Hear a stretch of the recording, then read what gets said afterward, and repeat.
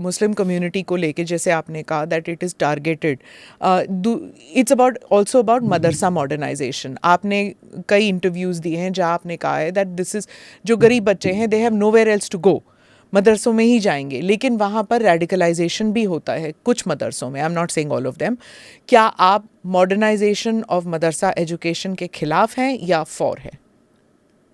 Government of India में scheme है मदरसा modernisation की.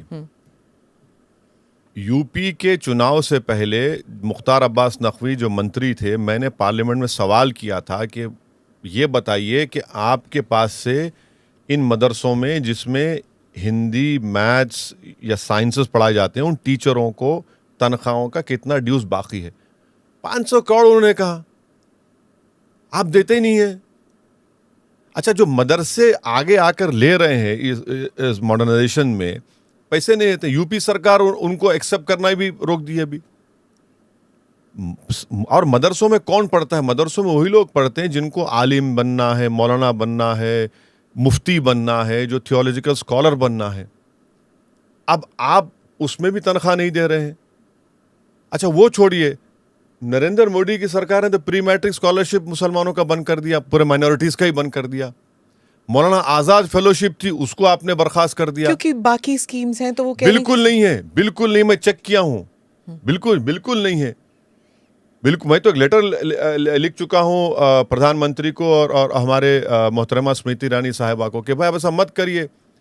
लोएस्ट ग्रॉस एनरोलमेंट रेशियो मुसलमानों का हायर एजुकेशन में, highest drop out rate. Kundu committee की रिपोर्ट है कि फाइनेंशियल वेयरविथॉल नहीं होने की वजह से मुसलमानों के बच्चे नहीं पढ़ते हैं. अब आप मदरसों के पीछे पढ़ रहे थे. भाई आप स्कूल खोलिए ना, स्कूल खोलिए, आप टीचर्स रखिए, वहां पर बराबर आएंगे बच्चे. मदरसा में वही लोग जाएंगे जिसको थियोलॉजिकल स्कॉलर बनना है, आलिम बनना है, उलेमा बनना है. तो फिर मदरसों में सिर्फ वो पढ़ाना चाहिए एंड आपके हिसाब से they should be other schools जहाँ पर मॉडर्न एजुकेशन हो, या फिर जो एग्जिस्टिंग स्कूल्स हैं वहाँ पर मुसलमान बच्चों के लिए कोई कोटा होना चाहिए? What do you want? Sachar committee की रिपोर्ट ने यह कहा कि सिर्फ 3% मुसलमानों के बच्चे मदरसों में जाते हैं. और उसने ये भी कहा कि जहां पर गवर्नमेंट स्कूल खोल देती है, modern school, English medium school, वहां पर चले आते हैं. आप खोलिए ना स्कूल. आप स्कूल क्यों नहीं खोलते? आपने प्री मैट्रिक स्कॉलरशिप को बंद करके बहुत बड़ा नुकसान कर दिया, खास तौर से माइनॉरिटीज और मुसलमानों का. तो जो असम में हिमंता शर्मा कर रहे हैं, उन्होंने कहा कि ये मदरसा मैं तोड़ रहा हूँ और इसकी जगह मैं स्कूल खोल रहा हूँ, वहाँ पर स्कूल होगा क्योंकि मदरसे में all kinds of activity was happening. और वो कहते हैं कि वहाँ पे जो मुसलमान जो कम्युनिटी है, कम्युनिटी लीडर्स हैं, वही कह रहे थे कि इस मदरसे में things were happening which is not conducive to Muslim activity. तो हम ही चाहते हैं कि यहाँ पर दूसरा स्कूल खुले. वो भी तो वही कह रहे हैं जो आप कह रहे हैं. नहीं, बोजाए गांव में एक मदरसे के एक टीचर को पकड़ा गया टेररिस्ट ऑर्गेनाइजेशन लिंक पर. आपने उसको नोटिस दिया अंडर द कोई कानून के तहत, डिजास्टर मैनेजमेंट एक्ट के तहत. 12 घंटे में आपने जाकर मदरसा तोड़ दिया. और वो टीचर है, जो मैनेजमेंट है, उनका क्या उसमें नुकसान, उसमें उनकी क्या गलती है? आपने टीचर को अरेस्ट किया, ठीक है, वो कोर्ट प्रूफ करेगा. आपने पूरे मदरसे को तोड़ दिया भोजाई गांव में डिजास्टर मैनेजमेंट का नोटिस देकर. अच्छा, मदरसे में अगर कोई अपने खुद से पढ़ा रहा है, आपसे पैसा भी नहीं ले रहा है मॉडर्नाइजेशन स्कीम में, आप कैसे उन पर उंगली उठाएंगे? आर्टिकल 30 के तहत फंडामेंटल राइट है मेरा, मैं स्कूल खोलना, कॉलेज खोलना मेरा. आप कैसे उसमें इन्वॉल्व हो जाएंगे? आप अगर कोई एंटी नेशनल एक्टिविटीज हो रही है तो आप इस्तेमाल करें. तोड़ेंगे कैसे मदरसे को? आप कैसे तोड़ेंगे? आप वो कह रहे हैं कि पहली बात तो जो मदरसा बना था वो इलीगल लैंड पे बना था. एक वो है, ठीक है, मैं उस गांव की नहीं कह रही, मैं बाकी जो वहाँ पे जो मदरसे बने हैं, it is not allowed to conduct religious activity. अब वहाँ पर अगर मॉडर्न स्कूल बन जाता है, क्योंकि कम्युनिटी वाले खुद कह रहे हैं कि जब हमारे एक मदरसे में कोई एक टीचर या किसी को पकड़ा जाता है अंडर टेरर एक्ट या जो भी, तो वो बच्चे जो वहाँ पर पढ़ रहे हैं उन पर एक लेबल लग जाता है. तो इससे तो अच्छा कि आप वो मदरसा हटा दीजिए, एक स्कूल कर दीजिए, जो आप भी यही कह रहे हैं कि स्कूल बना दीजिए. मदरसा क्यों हटाएंगे आप? मदरसा क्यों हटाएंगे आप? मदरसे का मकसद क्या है? मदरसा में जो बच्चे जाते हैं उनका मकसद तो ये तो नहीं है ना कि मैं आर्किटेक्ट बनूंगा। हाँ, है ना, क्योंकि वहाँ modern education भी तो हो रहा है वहाँ पे। नहीं, मदरसे में जो जाते हैं उनको एक थियोलॉजिकल स्कॉलर बनना है। नहीं, सारे बच्चे तो नहीं जाते बिल्कुल सर। जाते। नहीं, कुछ बच्चे जो हैं वो नहीं, थियोलॉजिकल। उसका मकसद मदरसा क्यों खोला जाता है, अरबी की तालीम क्यों दी जाती है, उसमें आप निज़ामिया का निसाब क्यों पढ़ाया जाता है? भाई स्कॉलर बनाना है। ये जो मॉडर्नाइजेशन स्कीम है उसमें आप उनको हिंदी पढ़ा रहे हैं, मैथ्स पढ़ा रहे हैं, साइंस पढ़ा रहे हैं, गवर्नमेंट उस टीचर के पैसे दे रही है जो आप अभी तक पैसे नहीं दिए, उसके ड्यूज बाकी हैं। आप मदरसा क्यों तोड़ रहे हैं? आप स्कूल खोलिए ना, मदरसे का काम मदरसे करने दीजिए। आप स्कूल क्यों नहीं खोलते? सरकार स्कूल खोले, चलो यहाँ पढ़ो, हम यहाँ पर टीचर रख रहे हैं, इंग्लिश मीडियम करेंगे या यहाँ पर मैथ्स। आप नहीं खोलेंगे, आप मदरसे के पीछे पड़े। मदरसे का प्रोटेक्शन मुझे आर्टिकल 30 के तहत है, जो फंडामेंटल राइट है, माइनॉरिटीज को दिया गया है। अगर थियोलॉजिकल एजुकेशन के साथ साथ मॉडर्न एजुकेशन भी पढ़ाया जाए मदरसों में तो कोई बुराई तो नहीं ना? हो रहा है मैडम को। मैं आपको कहूँगा कि एक दिन आप मुसलमानों के जो स्कूल ऑफ थॉट के मदरसे हैं, दारुल देवबंद है, मुबारकपुर अशरफिया है, अहले हदीस का है, आप चलिए यहाँ पर, मैं चलता हूँ आपके साथ, आप जाकर देखिए कि वहाँ पर यकीनन मॉडर्नाइजेशन हो रहा है, वहाँ पर सिखाया जा रहा है। बल्कि दारुल देवबंद ने तो अब ये भी कह दिया, शायद नेक्स्ट एकेडमिक ईयर से मौलाना अरशद मदनी का किसी का बयान आया कि अब तो हम 10th क्लास का सर्टिफिकेट होगा, उसका एंट्रेंस लेंगे। दारुल देवबंद के एंट्रेंस एग्जाम में हजारों बच्चे एंट्रेंस लिखते हैं उसका। तो इसमें मॉडर्नाइजेशन हो रहा है, कोई रोक नहीं रहा है। कंप्यूटर सिखाया जा रहा है, उसमें इंग्लिश सिखाई जा रही है, सब सिखाई जा रहा है। सही बात है। नहीं, बिल्कुल सिखाया जा रहा है, उसमें कोई डिनाई नहीं। मैं ये कह रहा हूँ उसका मकसद क्या है, प्राइमरी उसका ऑब्जेक्टिव क्या है मदरसे का। तो आप समझते हैं कि ऐसे करने से डाइल्यूट हो रहा है क्या मकसद? नहीं, आप इंटरफियर मत करिए उसमें। आप स्कूल खोलिए ना, आप अपना स्कूल खोलिए, आप अपने पैसों से स्कूल खोलिए। जैसा कि मैं बता रहा हूँ, तेलंगाना में लोग बोलते हैं हमने क्या किया। तेलंगाना के सीएम केसीआर को मैं मुबारकबाद देता हूं कि आज हमने उनसे 2014 में बात की थी।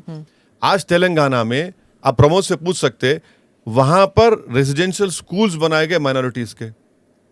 70,000 मुस्लिम बच्चे और बच्चियां पढ़ रही हैं क्लास 6 से क्लास 12 तक इंग्लिश मीडियम में। उनका रहना फ्री, उनका खाना फ्री, कपड़ा फ्री, और उस स्कूल में एडमिशन के लिए एंट्रेंस एग्जाम होता।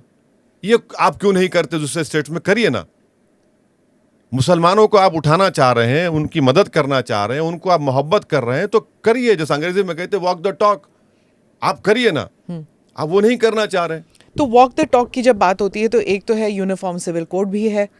आप are you against it, for it, what is your? मैं उसके खिलाफ हूं। बल्कि जब चौहान साहब लॉ कमीशन के चेयरमैन थे, मैं लिख कर दिया अपनी पार्टी से कि हम खिलाफ हैं। अच्छा, यूनिफॉर्म सिविल कोड की बात करते हैं, लव जिहाद की कैसा आ जाएगा उसमें बताइए आप। कितना, देखिए आप लव जिहाद की, आप यूनिफॉर्म सिविल कोड बोलेंगे, लव जिहाद की बात करेंगे, यूनिफॉर्म सिविल कोड बोलेंगे, रिलीजन लव जिहाद अपने आप बंद हो जाएगा ना? फिर कैसा बंद होगा बताइए? क्यों? अगर यूनिफॉर्म सिविल कोड होगा तो हिंदू मैरिज एक्ट भी बदल जाएगा। नहीं बदलेगा, नहीं बदलेगा। क्यों नहीं हिंदू मैरिज एक्ट तो सेंट्रल एक्ट है। अगर गुजरात में आप यूसीसी बना, यूसीसी भी तो अगर सेंट्रल एक्ट बन जाता है, कैसा? Just in case it becomes a law, uniform civil code. Uniform civil code चलिए, लॉ बन गया, लॉ बनता है बोल रहे हैं ना आप। तो फिर हिंदू अनडिवाइडेड टैक्स रिबेट मुझे वो भी तो कहाँ मिलेंगे? सक्सेशन लॉज भी बदलेंगे। नहीं, मैं आपको बता रहा हूं कि अगर कोई अपने रिलीजन के मुताबिक जिंदगी नहीं गुजारना चाह रहा, स्पेशल मैरिज एक्ट है, इंडियन सक्सेशन एक्ट है, आपका एडॉप्शन एक्ट है, आप करिए ना। Hindu undivided tax family rebate को लॉ कमीशन ने कहा उसको निकालिए, आप नहीं निकालते। आप धर्म परिवर्तन की बात करते हैं, फिर यूनिफॉर्म सिविल कोड की बात करते हैं। और भारत की मुझे जो प्रोटेक्शन है एज अ मुस्लिम, आर्टिकल 29 के तहत है, वन फेटेड फंडामेंटल राइट है, मेरा कल्चर का प्रोटेक्शन है। अच्छा, हेमंत बिस्वा शर्मा को पूछिए आसाम में यूनिफॉर्म सिविल कोड लेके आओ, लाएंगे? नहीं ला सकेंगे, क्योंकि वहां पर शादी जब होती है तो दूल्हा दुल्हन के घर जाता है, दुल्हन हस्बैंड घर नहीं आती। वो तो कल्चर हो गया। वही तो हम कह रहे हैं, भारत की खूबसूरती उसका कल्चर है। यूनिफॉर्म सिविल कोड क्या होगा मैडम? यूनिफॉर्म सिविल कोड होगा मुसलमानों के यूनिफॉर्म सिविल कोड, और हिंदुओं के लिए होगा हिंदू सिविल कोड। नहीं, अच्छा, वो तो हो ही नहीं। नहीं होगा, बिल्कुल यूनिफॉर्म तो बात ही नहीं हुई ना। नहीं, वो कल्चर के प्रोटेक्शन में हो जाएगा। अच्छा, ये पूछिए, यूनिफॉर्म सिविल कोड की जब बात करें भाजपा वाले, साबरीमाला में चलिए, लिख जाइए महिलाओं को, लिख जाएंगे आप? नहीं लिख जाएंगे। नहीं, वहां कैसे जाएंगे? बीजेपी अपोज कर रही है उसको। क्यों? अच्छा, गोवा की मिसाल देते। गोवा में एक हिंदू हस्बैंड एंड वाइफ को अगर 25 साल और 30 साल दरमियान में अगर बेटा नहीं होता तो हस्बैंड को दूसरी शादी करने का इख्तियार है। अच्छा, अब सभी कम्युनिटीज के अपने अपने ऐसे पेचीदा मामले हैं।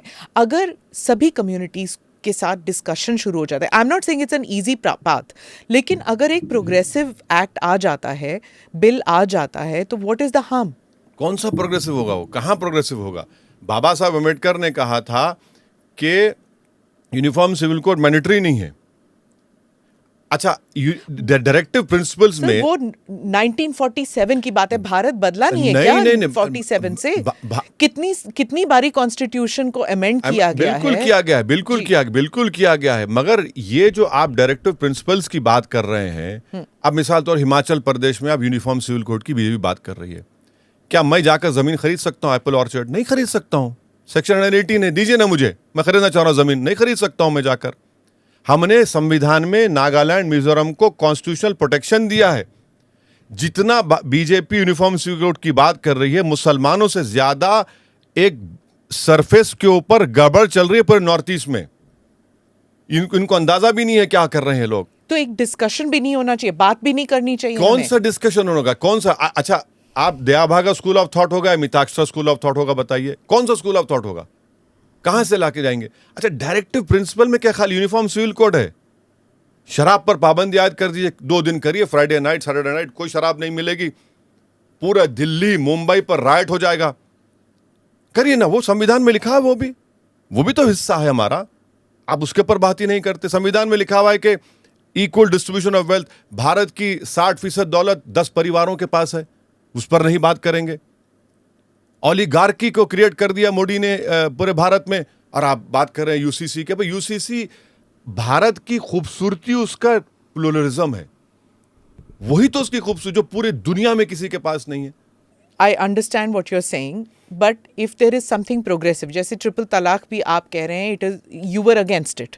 जो ट्रिपल तलाक लॉ आया है, you were against it. Madam, एक बोलूं आपको, जी, ट्रिपल जी। तलाक आपको आधे मिनट समझाता हूं। जी, आप 1 मिनट ले नहीं, लीजिए। 1 मिनट में। कानून क्या बनाए मोदी साहब? कानून ये बनाए कि अगर कोई ट्रिपल तलाक बोलता है मुसलमान 3 मरतबा, तब भी शादी नहीं टूटती, तो जेल क्यों भिजाएंगे आप मुझे? अच्छा, चलिए, जेल को चला गया, जेल में रहकर उसको मेंटेनेंस देता है कोई जेल में, चलिए उसको कोर्ट सजा दे दी, सजा देगी 2 साल की, तो 2 साल तक वो मैरिज रहेगी, कानून कह रहा है। वो क्यों तड़पे वो महिला? 2 साल तक इंतजार करेगी, और जो वो वहां से जेल से निकलेंगी तो वो महिला का काम यह है कि बैंड बाजा रखें और बैंड बाजे को बोले कि बहाओ फूल बरसाओ, मेरा महबूब आया है। ये कानून बनाया आपने। इससे क्या हो रहा है कि डिजर्शन बढ़ रहा है। इस देश में अगर कानून बनाना है मैरिड महिलाओं के, डिजर्शन का कानून बनाइए आप। अच्छा, इससे ज्यादा ताकतवर कानून डोमेस्टिक वायलेंस का है। महिला घर में रह सकती है, पैसे मिल सकते हैं। आपने इस तरह का कानून बना दिया मुस्लिम महिलाओं का, तो और एक्सप्लॉयटेशन हो रहा है गलत कानून बनाकर। ट्रिपल तलाक कानून जो है, आप समझते हैं it's a regressive act? Exploitation हो रहा है, और मुस्लिम महिला परेशान हो चुकी हैं उसमें। अच्छा, कोई ट्रिपल तलाक बोल भी रहा है तो कानून बोल रहा है कि शादी नहीं टूटेगी, ठीक है, नहीं टूटेगी, फिर आप मुझे क्राइम क्या कर रहा हूं मैं? फिर सजा, अच्छा सजा भी 2 साल की, और दूसरे अगर नॉन मुस्लिम करेगा तो उसको 1 साल सजा। ये भी तो खिलाफ है। आप कानून बनाइए डिजर्शन के खिलाफ, ये बहुत बड़ा मसला हमारे लिए। अच्छा मैडम, चाइल्ड मैरिज, तो आप क्या चाहेंगे डिजर्शन के खिलाफ क्या बने कानून? डिजर्शन बने, उनको उनके कानूनी कार्रवाई उनके ऊपर। कैसा कोई अपनी बीवी को छोड़ देगा? अब बढ़ रहा है डिजर्शन मुसलमान कम्युनिटी में, बिल्कुल बढ़ रहा है, सभी कम्युनिटी में। गवर्नमेंट ऑफ इंडिया का डेटा है कि 80% जो डिजर्टेड महिला है वो नॉन मुस्लिम है। गवर्नमेंट का डेटा है, मेरा डेटा नहीं है। तो फिर what is the connection with triple talaq? That is the connection, you make a law on desertion. What we require is to make a law on desertion, that is very very important. आप उस पर नहीं बनाते। अच्छा, ये आप ये बताइए कि नेशनल फैमिली हेल्थ सर्वे 5 का डेटा आया, सबसे ज्यादा एक्स्ट्रा मैरिटल अफेयर किसके हैं? हिंदू मर्दों के, मुसलमानों कम है।